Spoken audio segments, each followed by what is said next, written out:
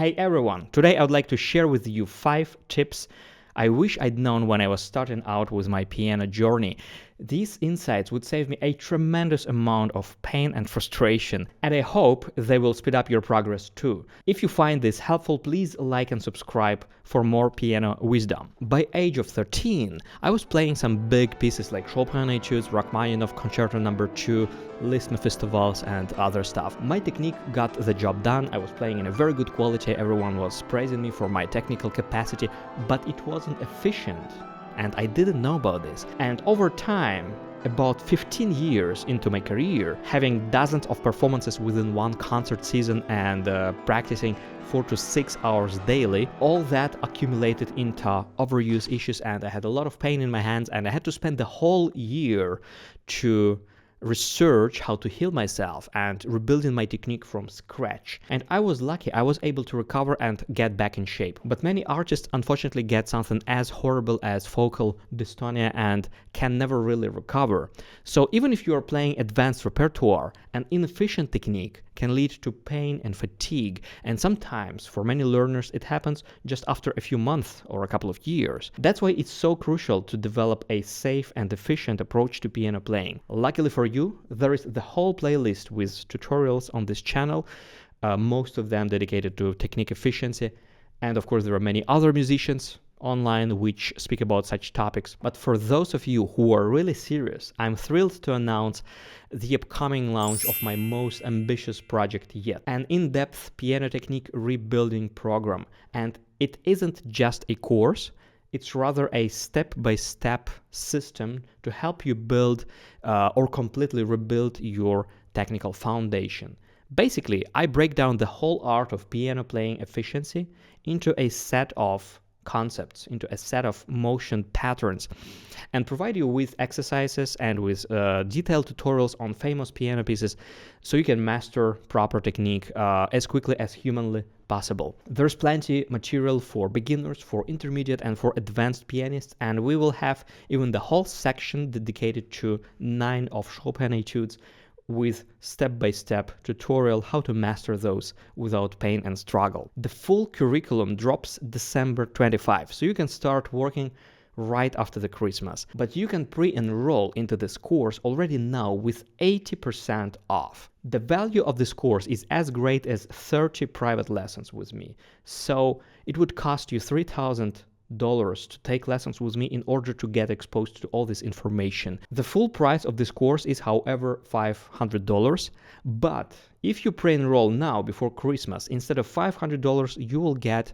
this course for just $99, which is basically one private lesson with me. So if you're serious about transforming your technique, now is the time, and I guarantee you that you will never ever get this course for this ridiculously low price. When we practice piano, it's easy to get caught up in what our fingers are doing. But here's the thing, it's our brain that drives our fingers. So the difference between slow mechanical practice and focused, efficient learning is huge, it's tremendous. And the reason why some players are able to learn pieces in a matter of hours or days, while some other players would need months and weeks in order to learn the same piece, lays in the speed of the brain function and its plasticity. So when you practice piano, always remember that you are not merely developing your fingers, you are supposed to actually develop your brain. So here are a few quick tips to supercharge your brain while practicing. Practice when your mind is most fresh. That's why I personally prefer to practice first thing in the morning. And when I practice in the morning, I learn up to 4 times quicker than when I practice in the evening when I'm already tired. But if practicing at the end of the day when you are already tired is the only option, at least do something to recharge, like light exercise, quick meditation, or maybe even a power nap. Just stay away from energy drinks and gallons of coffee at night. Don't sacrifice your health, please. And actually meditation helps me a lot to keep up with my crazy schedule, and I have even visited a very intensive 10-day meditation retreat with no contact to the outer world and with 10 hours meditation daily. So if you are interested in this kind of stuff and my experiences on this retreat, check out the link in the description. I have created the whole article about this trip. Set small, clear goals which you can reach within 5 to 7 minutes. For example, by learning one phrase of music, set up a goal of just learning the left hand and being able to play it by memory smoothly with no mistakes, just the left hand. As soon as you can learn it in 5-7 minutes, go to the right hand. So you basically turn the whole practice and session into a chain of micro goals, making sure that you're not getting stuck anywhere. Then understand the why behind each passage, find the logic, simplify the section, or identify its harmonic skeleton. For example, even if you practice something as basic as Bach's solfeggio,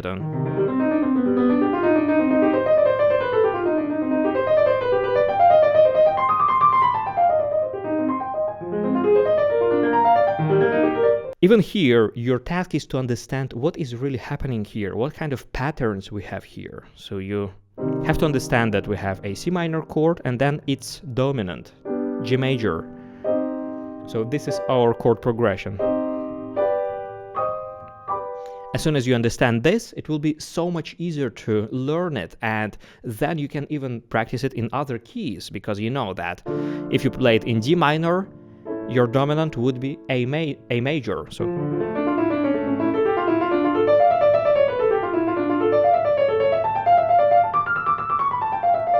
So now you can practice it in other keys. This skill of cracking the spot, understanding the logic of it, understanding how it is composed, it's crucial when you will be learning harder things, like for example this one.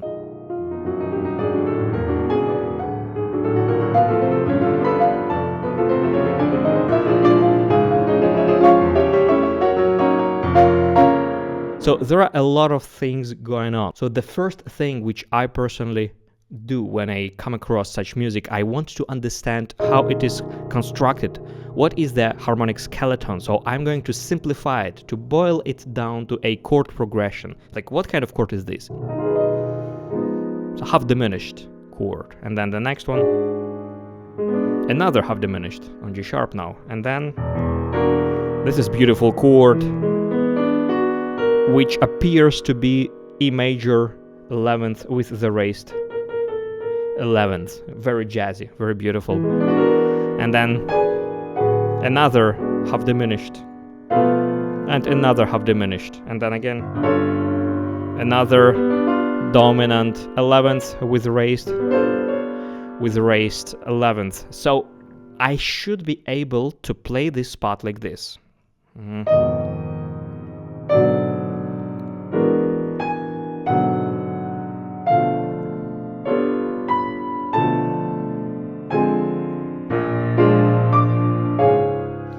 So now it's much simpler. Now I can actually understand what is happening. And after this basic work, I can add other layers. Like, for example, concentrating now on this chromatic line in the middle voice.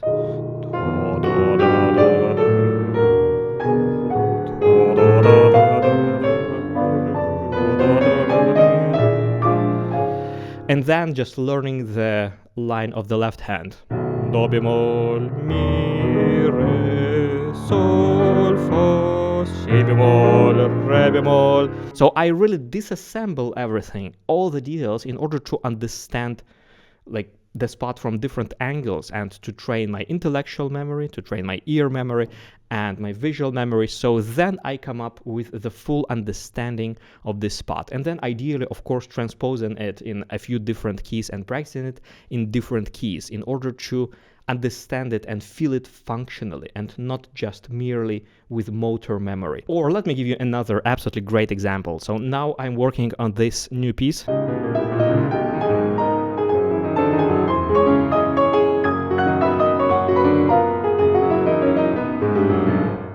So that's of course quite messy, and there are a lot of things going on. But in order to remember it really quickly, I have to understand the pattern, the skeleton. So just define what is this. This is just a suspension towards B major, and then on the third beat we have another suspension towards B minor, and then we have a beautiful chord, which is basically a suspension of a diminished seventh chord. So now I really understand how this bar is written.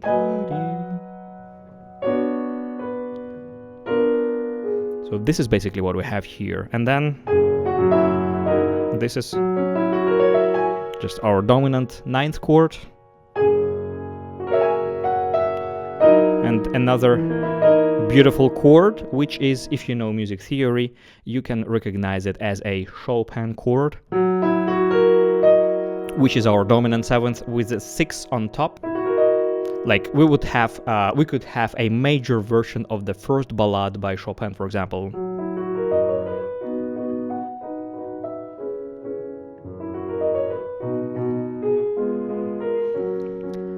In the parallel universe where Chopin didn't have to flee from Russians to Paris, and where he would not get tuberculosis, right?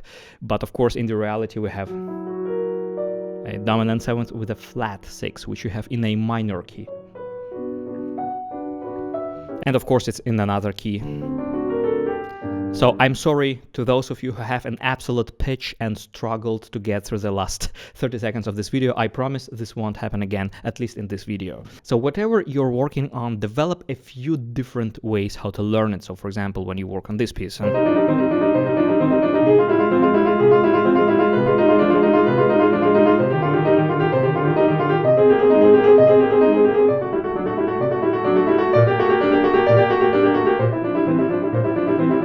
try to experiment how you can practice differently.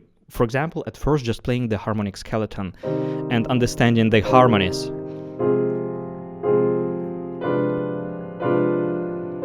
For example, yeah? Then you can work on this piece in a slower tempo with a little bit more energy in the strike, in order to make sure that your nail joints are really strong, that they don't bend, and that you release the other fingers really well.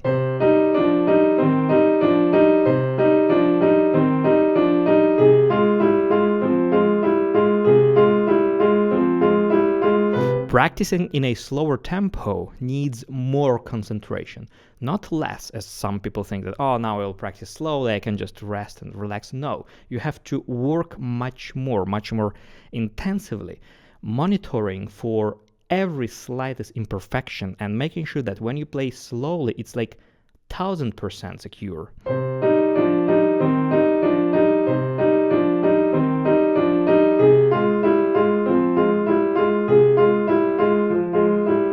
Oops, one note didn't sound.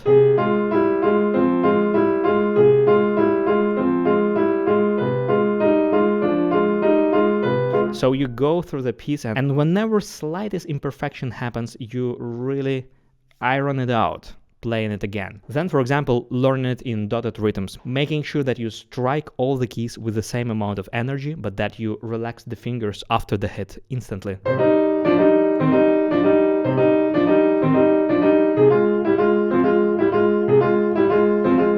And then oppositely.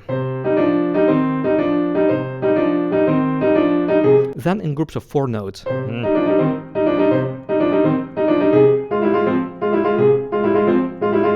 Then very quickly and very lightly, making sure that you can articulate everything very precisely but very tenderly.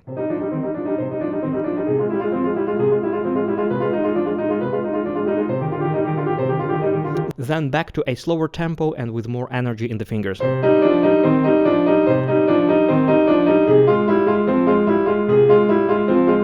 In other words, you switch the way you practice this piece every few minutes, so then you don't get into this routine where you just repeat it mechanically, jumping from piece to piece without understanding a musical language behind them. It's like learning phrases in a foreign language which you don't really understand. So focus on 2 key areas: music theory and ear training. It's also very important to connect theory with actual pieces you play, because I often come across students who know some theory topics, so they know what is dominant 7th chord, for example, is. But when I ask them to find this chord in a piece they play, they can't. And what might help you in this regard also to play some exercises. Like, for example, there are books with harmonic progressions, and I will leave for you a couple of links below. So, for example, in this beautiful book, it's an old Soviet Union book with a lot of chord progressions, which are quite basic. Like, for example, secondary dominant chord progression. So I just learned this chord progression, and then my task would be to play it in other keys. Like here, what is the secondary dominant in E major? Here it is. So then I would practice the same chord progression in different keys. And you start, of course, from the simplest, and gradually you make them harder and harder until you can, for example, transpose something like jazz exercises. For example, there's a great book by Bill Boyd, which is called Jazz Chord Progressions. I found it somewhere online, and it has a lot of chord progressions to practice. So we have this beautiful, for example, so what I like to do is to learn such a progression and then learn to play it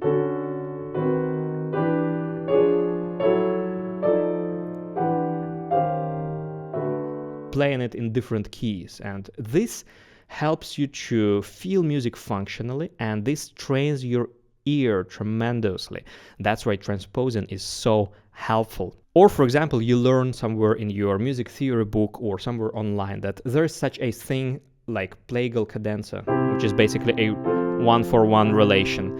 And as soon as you learn that, just try to find it in different keys, in F major, and then in A major, and then in G major. And then just improvise something really simple in order to solidify your knowledge.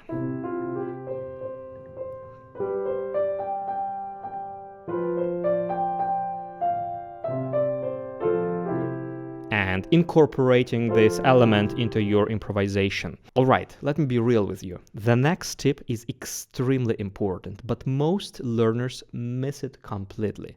And honestly, I don't blame you, because I was as lazy in the past as you are probably now. So I perfectly understand this. This is how it works, yes. But if you are serious about growth, you need to do this. The tip is very simple. Sight read and learn at least a few bars of something new daily. Why? Because your brain thrives on novelty. When you learn something new, when you break with effort through some new patterns, because it works usually that way. You spend 1 week or 2 weeks to learn a new piece, and you struggle a lot while you learn a new piece because there are so many new notes, so many new patterns. But then, as soon as you can play it more or less, you enter in another longer phase of just polishing the piece. So you just play the piece which you already know more or less for weeks, sometimes even for months. And polishing pieces is, of course, very important, but it doesn't challenge you the way learning something new does. So I constantly keep pushing my students. I say to them, like, look, you are playing this piece for already 2 months. Give it a break, start something new. But in most cases, I feel resistance. Like a student would tell, no, but I feel I'm making progress. I just want to finish it, you know. But what really happens here, and I want you to be very honest with yourself, is that you have developed a comfort zone. You're playing this piece for a while, so you already know more or less how it goes, and you're polishing it, but it doesn't cost much effort. And your lazy brain tricks you, seeking excuses to keep sitting on this piece. Like, why not to spend another 3 months practicing just this piece? It surely will improve 3% if I drop another 300 practicing hours on it. What a great deal, amazing, right? So when you enter to this second phase of polishing a piece, which you already more or less know, I recommend making a rule of spending 15 to 20% of your practicing time to always learn something new. So you just open anything you have, and for example, you are working on Etude number 5 by Rachmaninoff, but start your practicing session by learning a little bit of Etude number 4, which you have never played before. So you just want to learn a few bars. Like just that, for example. You just sight read that and make sure to memorize it within, let's say, 15 minutes. 10 minutes. Just memorize it. As soon as you can play it once by memory, then you go back to your main repertoire, which you want to polish to a performance. And this habit will improve your sight reading. It will keep your mind sharp because you will train your ability to memorize daily and make your overall learning progress faster. Just don't fall to another extreme, please, when you start thousands of pieces but never finish any of them. One challenge, one issue which a lot of learners, especially a lot of self-learners, come across is playing pieces which are way too difficult for you. So ambition is great, of course, but tackling pieces far beyond your reach might be very frustrating and very demotivating. So I suggest you to use a 4-week rule. When you learn a piece for 4 weeks, if you can't see clear progress, if you can't see the light at the end of the tunnel, if it seems like you're not improving, just put it aside and switch to an easier piece but with similar technical challenges. So let's say you're working on the third etude by Chopin.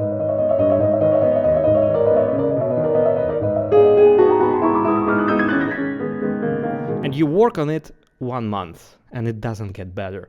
Just put it aside and learn a couple of Czerny or Liszt etudes which have thirds, but which are a little bit simpler. And after mastering those, you get back to your Chopin etude. If these tips are helpful, please like this video, subscribe to this channel. I'm also happy to announce that we have monthly Zoom patrons meetings on my Patreon. So join my Patreon and become a part of our community where we discuss different topics on music, on piano playing, where you can ask me questions or bring your own expertise and share your own experiences. So looking forward to see you there. And of course, don't miss an opportunity to take an advantage on a massive discount for my upcoming course following the link in the description. Thank you for watching this and see you next time.